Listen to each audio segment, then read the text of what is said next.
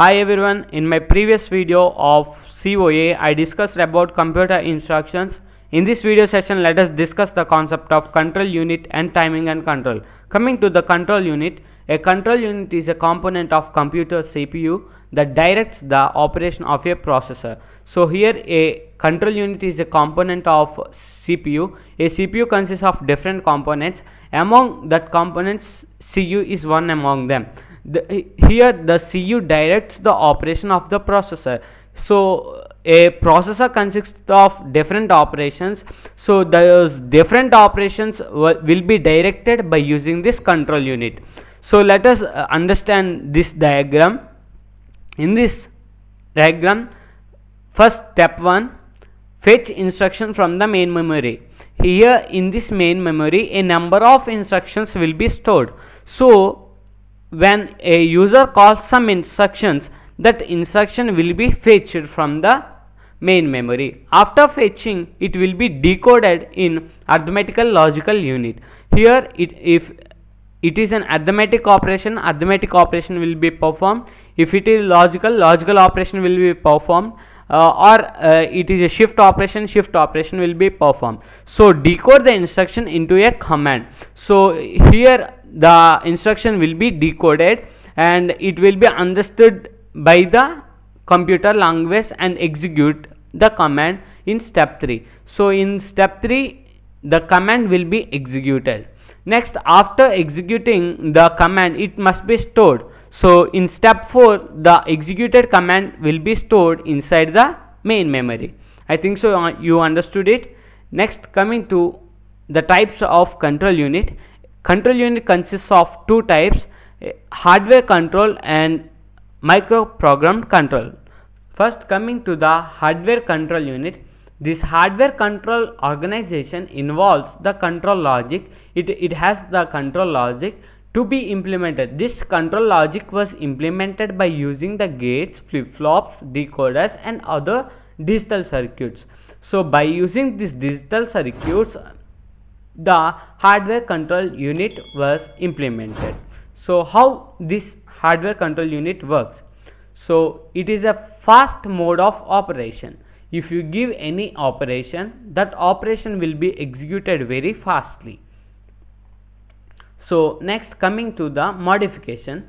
For modification of any data, we have to change the entire wiring of the given hardware control unit should be changed for any modification. So by understanding this pin diagram, we could understand this point for the modification. So here this is an instruction register. From 0 to 11 we have address field. Next, here from 12 to 14 we have opcode, and 15 this is the I bit. So if you want to give any instruction, that is either memory reference, register reference or input output instruction. So these three types of instructions will be depend upon this instruction register only. So if you didn't understood about memory reference, register reference or input output instructions, I will post this link in my description. Please go and watch that link. So coming to the hardware control unit, it consists of a decoder. A decoder is nothing but which multiplies the inputs to outputs. Here if we take 3 inputs, then it gives 8 outputs. That means 2 to the power of 3. 2 to the power of 3, that means 8 outputs will be come out. So let us take one example. 0 1 0 means this is value is 0, 2 to the power of 1, that is 2, or let us take 1 0 0 1. So when the values are 0 0 1, add operation will be performed. Here 1, so here 1 will be set to the control logic gates. So here the output will be connected to the control logic gates. So add operation will be activated here. So this add operation should be either direct or indirect will be set by this I bit. So if its value is 0, it is direct, or else it is an indirect address. So here it consists another decoder which is connected to a sequence counter. The main use of this sequence counter is to provide the clock pulse and clear. Next, and also increment. So the main purpose is to provide the clock signal. So at the time of D1, some it consists of some time. It may be either T0 or T1 or T2 or T3. So when time T0 is activated, D1 is also activated, then these two will combine and the two are connected to the control logic gates, and the remaining are set to be zeros, and we will get the output. So in this way the hardware control unit works. Next, coming to the microprogrammed control unit. So this microprogram control organization is implemented by using the programming approach. So this programming approach, it may be a C language or Java or Python.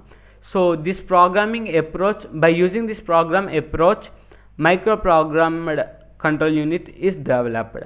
So in microprogram control unit, the micro operations are performed by executing a program consisting of micro instructions. So when the program is executed, so at that time the micro instructions will be also executed. So because this program consists of some micro instructions, so these micro instructions will be executed. Next, coming to the hardware implementation.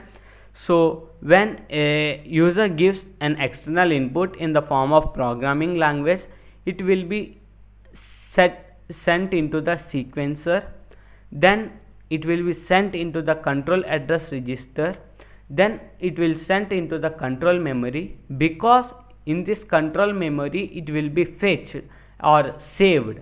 So here in this control memory it will be saved, and after saving control, it will be transferred into the control data register where the data is stored, and the output will be sent in the form of controlled word. And after the completion of the first instruction, again it goes to the next address information. So when one instruction was completed, then it will go for next address information in the when an input is given by the user. So in this way microprogram control unit works.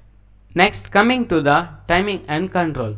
So it provides some signal to the microprocessor to perform various operations. So by using timing and control, we will perform different operations inside the microprocessor, which consists of some different timings and controlling. So it has three control signals. So this microprocessor consists of three control signals. It controls all external and internal circuits to give some data into the computer or to get the data from the computer. So number one, it controls all circuits, that is external and internal circuits. Next, coming to the second point, it operates with reference to the clock signal. If the clock signal doesn't present, various instructions will become. So we need only a particular instruction. So in order to get that particular instruction, we need the clock signal. So this control signal consists of a clock signal. Next, coming to the third point, it synchronizes all the data transfers. It means that all the data transfers occurred at the same time. So all the data transfers. So here when a microprocessor is present, there are multiple instructions and multiple operations to be performed. So in order to perform multiple instructions or multiple operations, it consists some synchronization. That means which has to happen at the same time. So the data transfer will be occurred in the same time. Next, coming to the control organization. To organize the control unit which performs timing and control operations, this control organization is used. So this control organization is used for organizing the timing and control signals to control the timing and control operations. I think so you understood it. To perform the timing and control operations in some specified time, that will be organized by the control organization. Let us discuss the example. So here I am taking a timing cycle D3 T4. At this D3 T4, sequence counter will be set to 0. So this is the hardware control unit. So when a instruction D3 is fetched, so D3 will be executed, that means come out from this decoder and get as an input to this control logic unit, and T4 is fetched from this decoder and get as the input into this control unit, control logic gates. So after getting this D3 T4, the sequence counter should be set to 0. When this D3 and T4 are called, this sequence counter, that means this sequence counter will be set to 0. That means that sequence counter should be equals to 0. So how this timing operation will be occurred, let's check. So in this T0 period, some operation occurred. T1 period, when T1 is equals to 1, T1 will be occurred. T1 means from T0, here T0 is ended. From here to here T1 is occurred. From here to here T2 will be occurred. From here to here T3. From here to here T4 will be occurred. So here we want T4 first.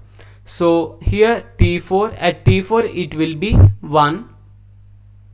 So this upper peak represents that its value is 1. So next, after that D3 also set to 1. So here D3, that means from here to here, from here to here D3 will be 1.